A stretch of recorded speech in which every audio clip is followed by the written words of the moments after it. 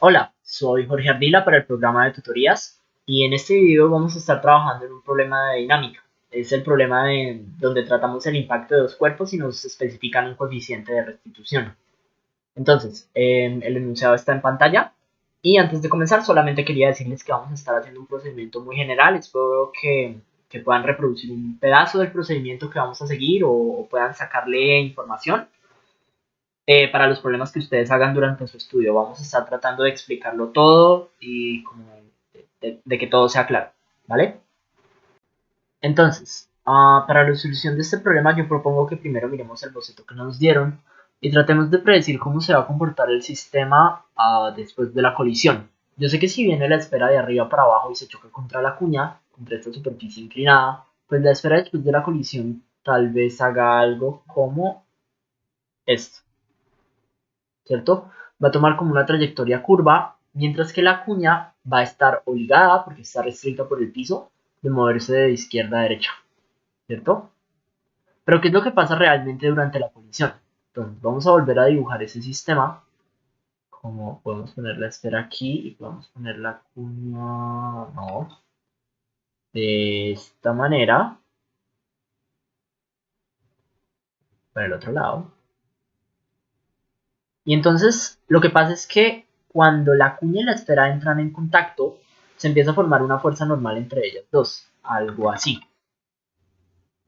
Perpendicular a la superficie de la cuña, entonces la esfera siente una fuerza normal ejercida por la cuña, mientras que la cuña siente una fuerza igual y opuesta ejercida por la esfera, ¿cierto? Entonces, esta fuerza normal podemos etiquetarla, podemos llamarla la normal entre los cuerpos A y B, supongo. Normal entre los cuerpos A y B. Y es pues la misma, pero con direcciones opuestas.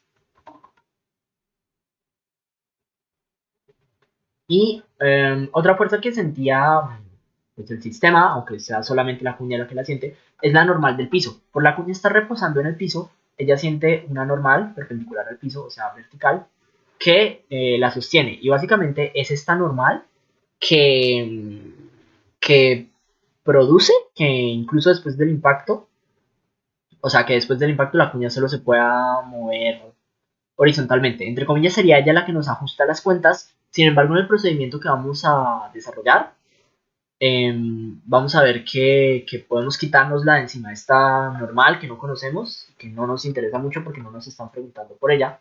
No vamos a encontrar la manera de no incluirla en nuestros procedimientos, ¿cierto?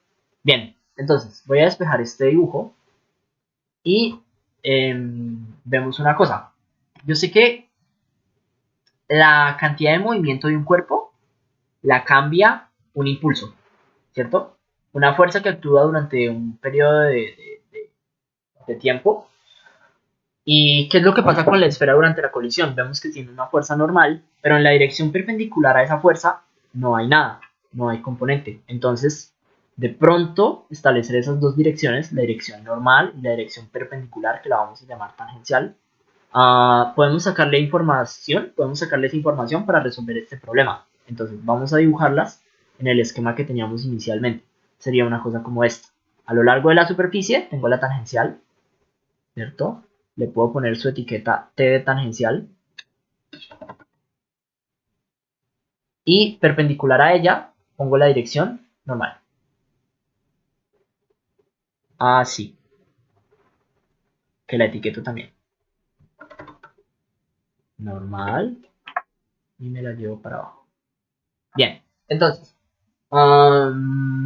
¿qué es lo que pasa si analizamos solamente la cantidad de movimiento de la esfera? Pues como ya les dije, en la dirección tangencial, si analizamos solo la cantidad de movimiento en la dirección tangencial, pues antes de la colisión y después de la colisión tiene que ser lo mismo. Porque acá, que estamos representando lo que sucede durante la colisión, vemos que no hay ninguna fuerza que produzca un impulso en esta dirección, ¿cierto? En ecuación eso sería algo como esto. Sería como la cantidad de movimiento para el cuerpo A en el instante 1 en dirección tangencial.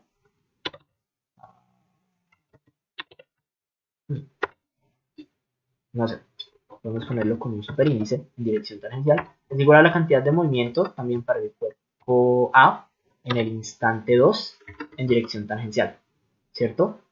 ¿Qué más podemos decir de eso? Pues podemos sustituirlo, ¿cierto? Yo sé que la cantidad de movimiento del cuerpo A va a ser la masa de A por una velocidad, ¿cierto? En este caso la masa de A por la velocidad en la dirección específica que estamos pensando, ¿cierto? En este caso la tangencial. Y en el instante 2 sucede lo mismo. Lo que pasa es que en el instante 1 y 2 la masa de A no cambia. En esta colisión la esfera pues no pierde masa, no está pasando nada de eso. Vemos que se puede cancelar la masa y saltamos directamente a la conclusión de que la velocidad en la dirección tangencial antes y después de la colisión se conserva, ¿cierto? Así. ¿Y cómo calculamos esto? O sea, ¿cómo llenamos acá? Pues simplemente tenemos esta velocidad en el instante 1. La del instante 2 no sabemos para dónde va a coger, solamente sabemos que cuando la proyectemos sobre la línea tangencial pues nos va a dar lo mismo que teníamos antes. Y esa velocidad pues la descomponemos en dirección normal y tangencial. Entonces venimos y puedo con esta flecha roja, no sé, representar esto, que sería la proyección sobre la dirección normal, ¿cierto? Y acá sobre la dirección tangencial voy a tratar de dibujarla. Acá está, más o menos. Entonces, ¿cómo llenamos este triángulo de velocidades? Pues usamos la geometría que ya venía con el problema, ¿cierto? Tengo este ángulo de 40 grados que se repite aquí, eso yo lo sé, ¿cierto? Entonces, esto mide 40 grados. Y yo sé que lo que le falta para completar los 90, pues lo voy a tener en este arco, entre la línea negra y la línea roja, porque pues la línea azul y la línea roja, que es paralela con la tangencial, van a ser perpendiculares. O sea, aquí adentro tengo yo 50 grados, ¿verdad?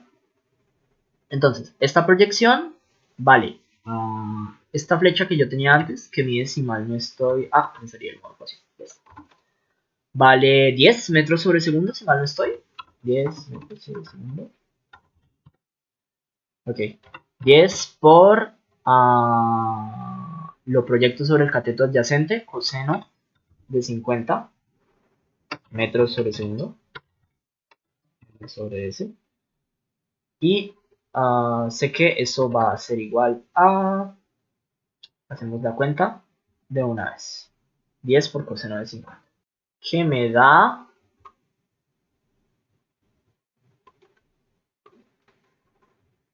$6.29. Bien. Entonces, esto mide 6.29 metros sobre segundo. Y lo siguiente que podemos hacer es aprovechar para descomponer también la componente normal de antes del impacto. Entonces, sacamos otra ecuación y usamos el mismo triángulo de antes. Ahora ya no lo proyectamos sobre el cateto adyacente, sino sobre el cateto opuesto. Entonces, la velocidad de A en el instante 1 en dirección normal igual a la velocidad de A en el instante 1. Bueno, podemos ponerlo con números de una vez. 10 por el seno en este caso de 50, ¿cierto? Es lo mismo, metros sobre segundo. Y esa cuenta me da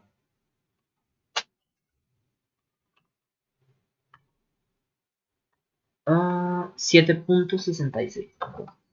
Vamos, 7.66 metros sobre segundo. Y ya tenemos algo de información que nos va a servir después, ¿vale? Ya vamos a mirar cómo usar las velocidades. Entonces, para seguir con este problema, de pronto sería útil que yo plantee la conservación de la cantidad de movimiento.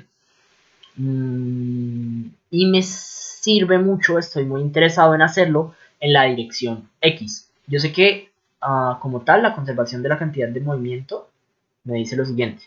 Si yo tomo para el sistema completo, de hecho ahora especifiquémoslo de una vez. Podría ser algo así.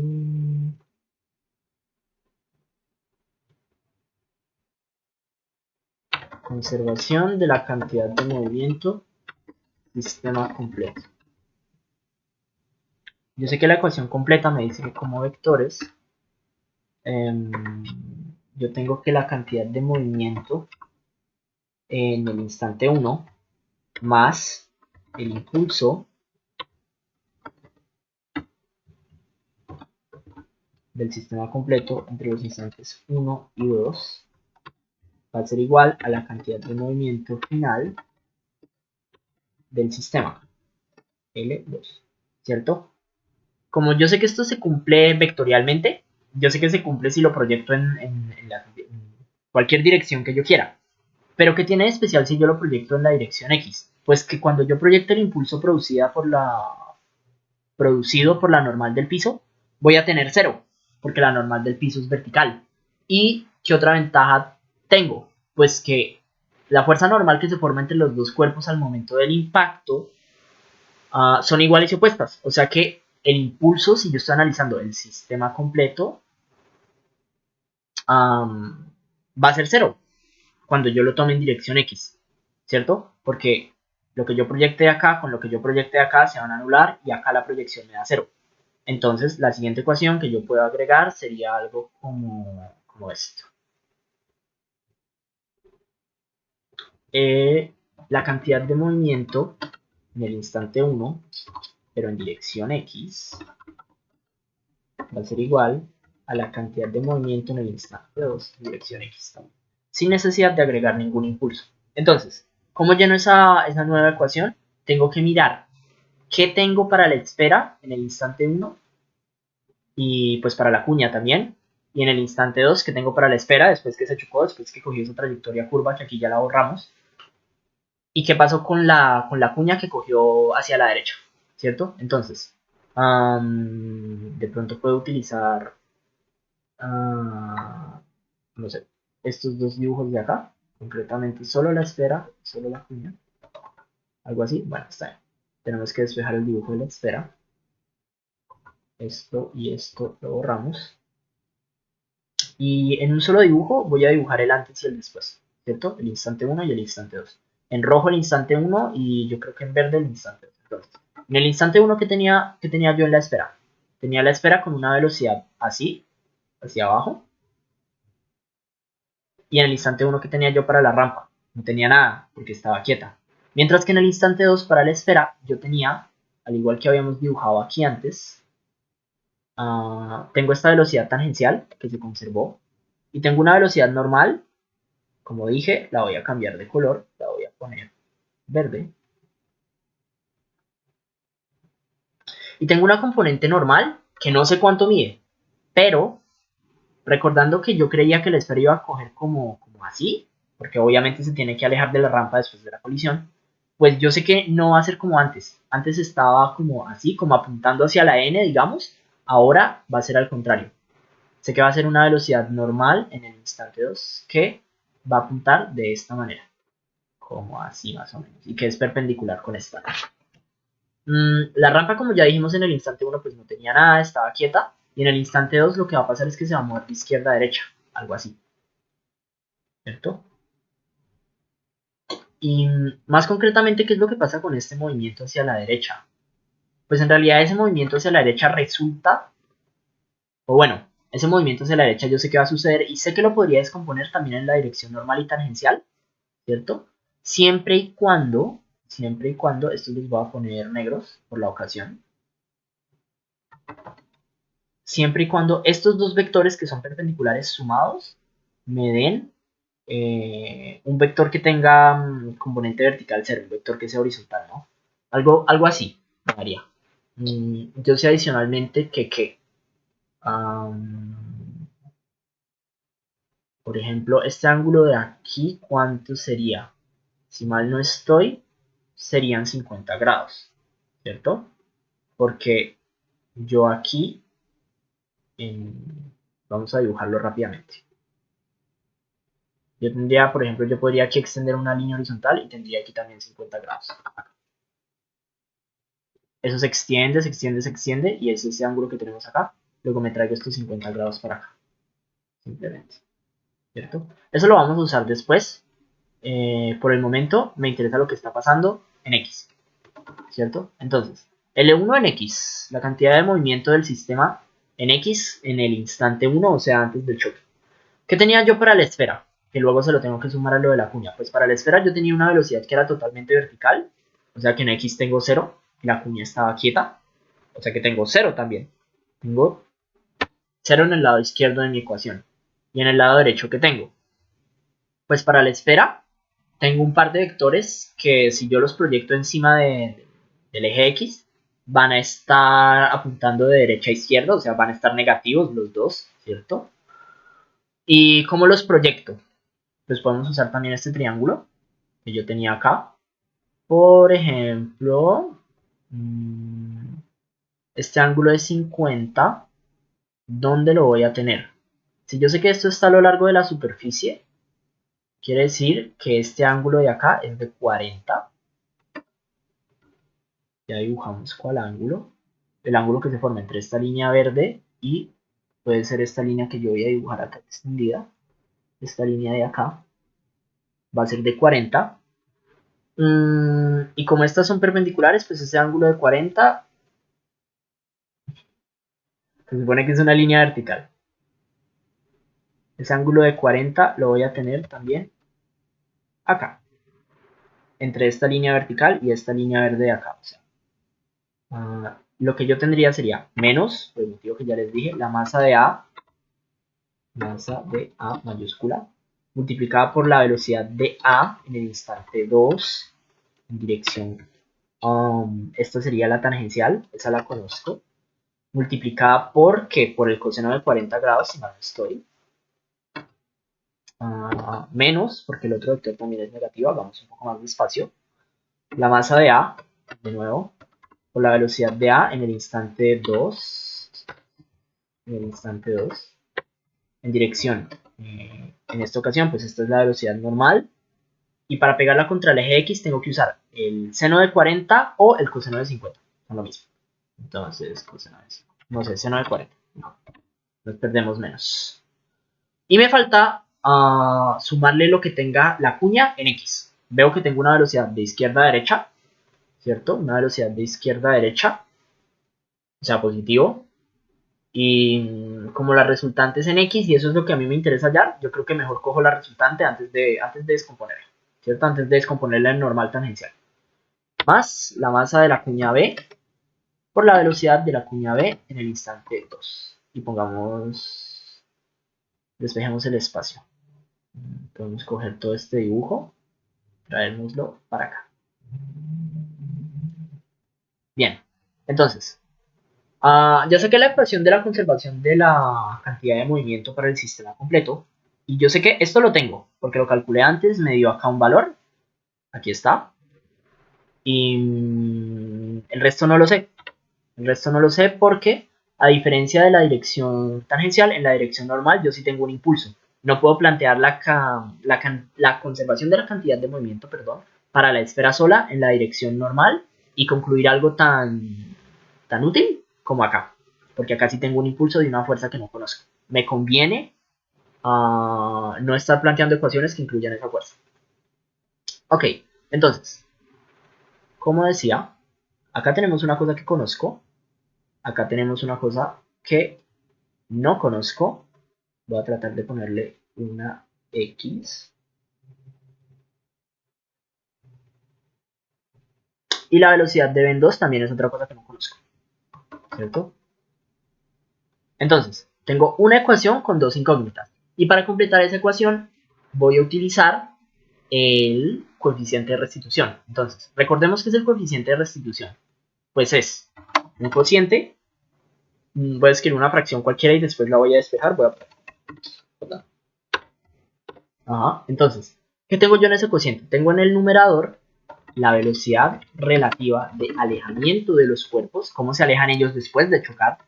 Y en el denominador tengo la velocidad relativa de acercamiento de los cuerpos, ¿vale? Cómo se acercaban ellos a chocar. Y sucede que estas velocidades relativas miden la tasa con que incrementa o disminuye la distancia que separa los cuerpos, ¿cierto?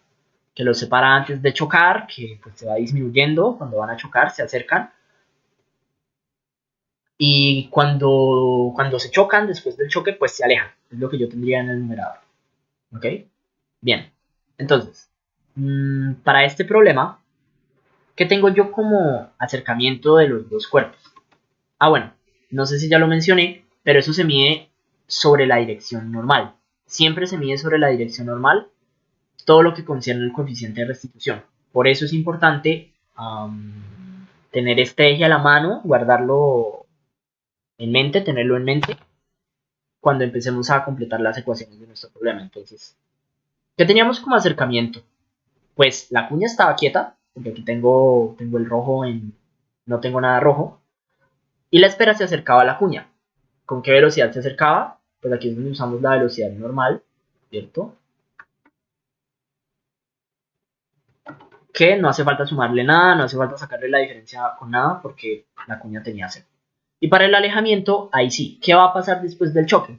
Pues la cuña y la esfera, vemos esta componente de la velocidad de la esfera después del choque, que es la componente normal, está opuesta a la componente correspondiente de la cuña, ¿cierto? Se alejan entre ellas. Ambas aportan a que se incremente la velocidad que las separa. O sea, yo las debo sumar para sacar esa velocidad relativa de alejamiento. Concretamente, yo tendría acá la velocidad del cuerpo A en el instante 2, normal, con la velocidad del cuerpo B en el instante 2, dirección normal. ¿Bien? Entonces, ok. ¿Cómo podría yo sustituir eso? Bueno, la normal de A en 2, pues digamos que no es un problema porque yo la tengo acá ya como una incógnita, ¿cierto? No estoy aumentando el tamaño de mi problema, ¿cierto? Aumentando mi número de incógnitas por incluirla en esta ecuación del coeficiente de restitución. Sin embargo, la normal de B tendría yo que tratar de escribirla en términos de esta otra incógnita, ¿cierto? Para eso vamos a usar este triángulo de acá, pero antes terminemos de fijarnos acá que hay. Pues hay la velocidad normal de A en el instante 1 que la conocemos por completo. Entonces lo único que nos queda es tratar de cambiar, de escribir esta velocidad normal de B en términos de la velocidad resultante de B, la velocidad con que se desliza la cuña de izquierda a derecha verdaderamente después del impacto. Entonces, ¿cómo hacemos eso? Usamos este triángulo de acá. Simplemente escribimos que esto sería una proyección. Sería la proyección de la velocidad de B en el instante 2, la resultante, con este cateto adyacente, o sea, por el coseno de 50. ¿Cierto? En este caso, ¿qué tendríamos acá? Tendríamos casi lo mismo de antes. Tendríamos esta incógnita que no la conozco, la velocidad de B en 2. La velocidad de A normal en 2 tampoco la conozco. Y la velocidad normal de A en el instante 1, antes del choque, sí la conozco. Y el coeficiente de restitución, que también lo conozco, me lo dan en el enunciado del problema. Entonces yo podría ya tratar de sustituir números acá en mi problema y mirar qué me da mi sistema de ecuaciones. Entonces, yo creo que eso lo podemos hacer en el espacio que tenemos a la derecha, como por acá. Vamos a empezar a trabajar esas ecuaciones, vamos a ponerles números. O bueno, sí. Esta ecuación del coeficiente de restitución la podemos escribir más bien como una ecuación lineal, ¿cierto? Ya lo es, de cierta manera. Vamos a pasar esto a multiplicar. Y acá nos queda solamente el numerador. O sea, borro la fracción. Dejo solo el numerador en el trabajo. Podemos despejar acá la velocidad normal de A en 2. Simplemente cojo este término. Lo paso a restar. Y todo esto lo tomo y lo sustituyo en donde tenga la velocidad normal de A en 2. O sea, acá.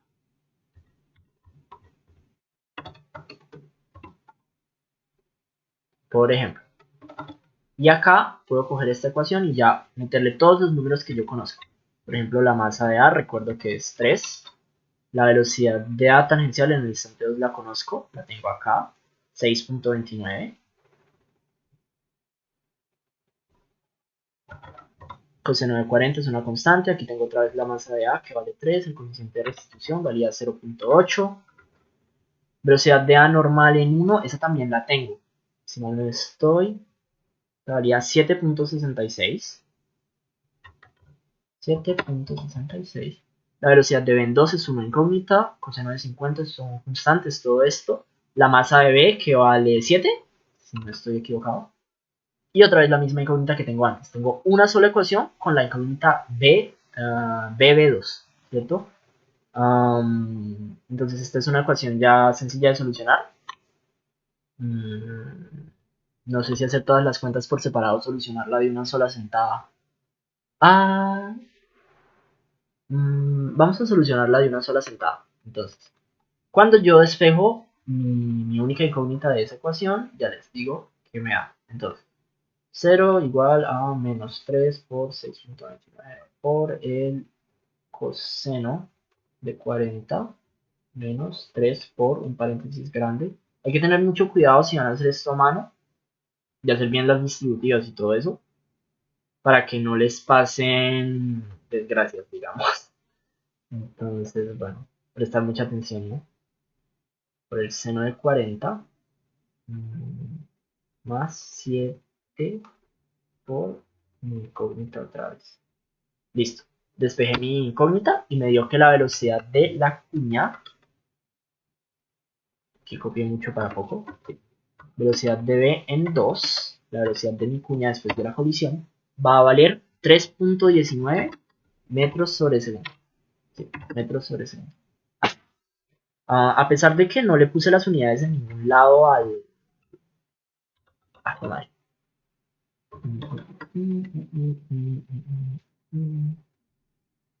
Bueno, no sé deshacer la fracción. Entonces dejémoslo sin corchetes.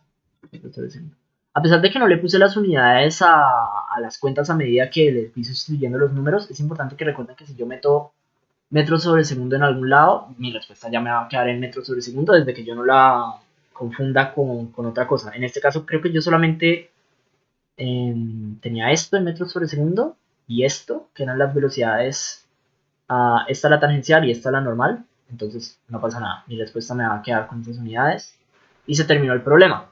Listo, voy a encerrar mi respuesta, puedo, enviamos al fondo y pues ya está. Entonces, este procedimiento es muy general. Traten de extrapolar lo más que puedan de para los problemas que estén haciendo. Y sobre todo les recomiendo que traten de hacer problemas en que los cuerpos tal vez se estén acercando no con uno quieto, sino que con direcciones oblicuas, bueno, todo eso. Varíen los problemas que vayan resolviendo y miren los puntos que tienen en común. ¿Vale? Entonces, muchas gracias y éxitos en sus exámenes.